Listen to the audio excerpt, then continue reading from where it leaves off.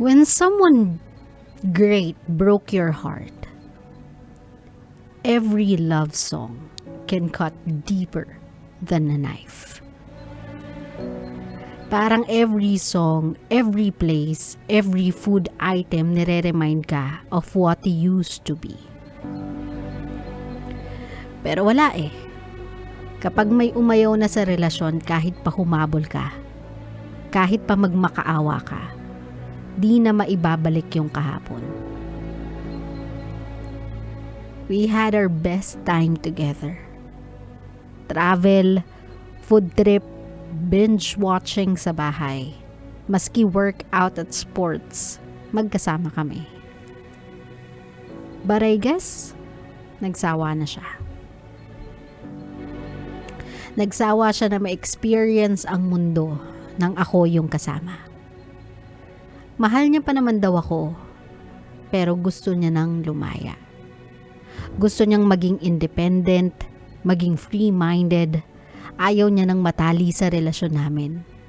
Ayaw niya na isama pa ako sa future kasi ayaw niya pa ng future.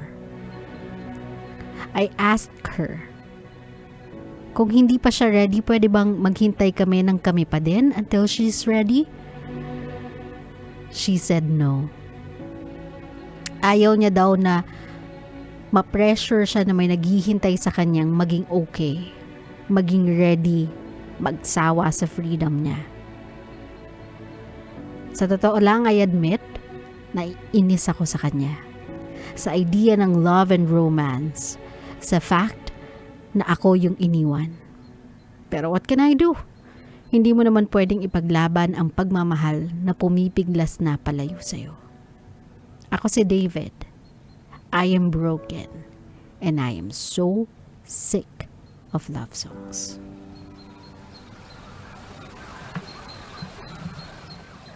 This one is true, my love. So true. Kapag kaka-break mo lang, parang ayaw mong makarinig ng love song kasi parang naiirita ka. Naiirita ka sa fact na bakit sa kanila nag-work? Bakit sabi dito sa love song, it will be this type of feeling?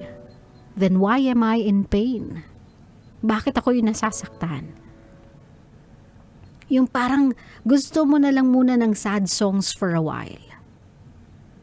Because you just wanna feel whatever it is you are feeling. Gusto mong maramdaman na kapag umiyak ka ngayon, yun na yun. Kasabay ng pagpatak ng luha mo, yung every ounce of pain that's within you that you are feeling and you just don't wanna feel it again. So feeling mo kapag umiyak ka, baka mawala na din sila. Baka maubos na lahat ng sakit. But you know that's not how it works. So you keep on hating love songs. You keep on hating couples na nakikita ninyo sa timeline nyo sa Facebook. Andyan pa yung mapapacomment ka at the back of your head, sasabihin mo, sus, magbabreak din kayo. Maghihiwalay din kayo. O kaya yung sarcastic mong sasabihin, sana all nagsistay. Sana all lumalaban. Sana all ipinaglalaban. You try to mask the pain with sarcasm. Pero hindi mo ma-deny yung totoo. Na no matter what you do, there's just no escaping the pain you feel inside. My love, I've said this sa programa ko one too many times. But whenever we commit in a relationship, we risk ourselves of being hurt, of being in pain. Kasi hindi naman porket sumugal ka ngayon, ibinigay mo lahat, tinodo mo yung kaya mong ibuhos sa isang tao. Assurance na yon na this relationship will last forever.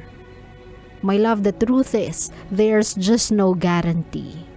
No matter how much you love a person, how much you take care of them, how much you give every ounce of yourself in this relationship, there's just no assurance na it will last a lifetime.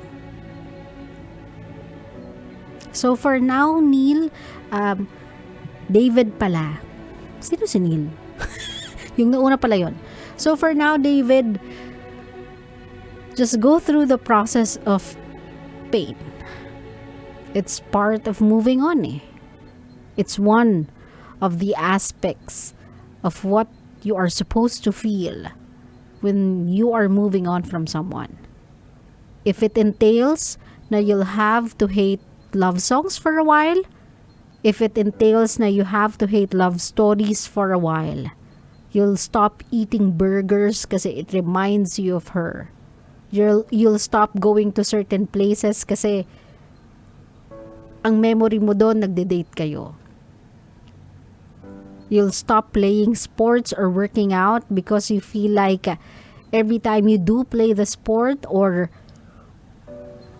every time you go to the gym, you are being reminded of her. If it entails na somehow, for a moment, you'll just have to stop and find something else to do, then so be it. If it's your way of coping. Kasi one day, maibabalik mo din sa sistema mo yung mga yan.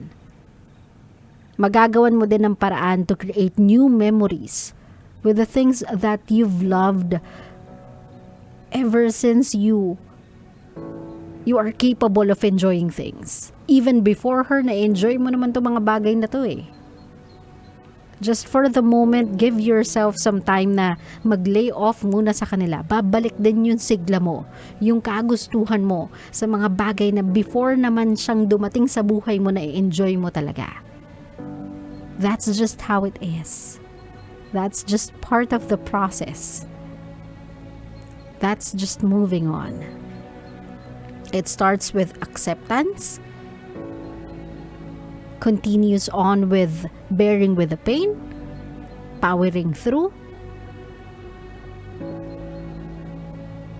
then trying to move forward, then before you know it, nandun ka na sa final phase, putting everything behind you. So for now, it's okay, my love. Hate the things you used to enjoy with her. If it's part of your coping mechanism, if it's part of your process of moving on, then that's fine. Wala namang magsasabi sa yung mali yung way mo ng pag-cope sa sakit na nararamdaman mo because it's yours.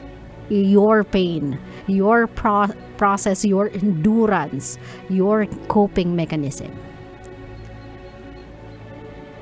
So, for now, so be it.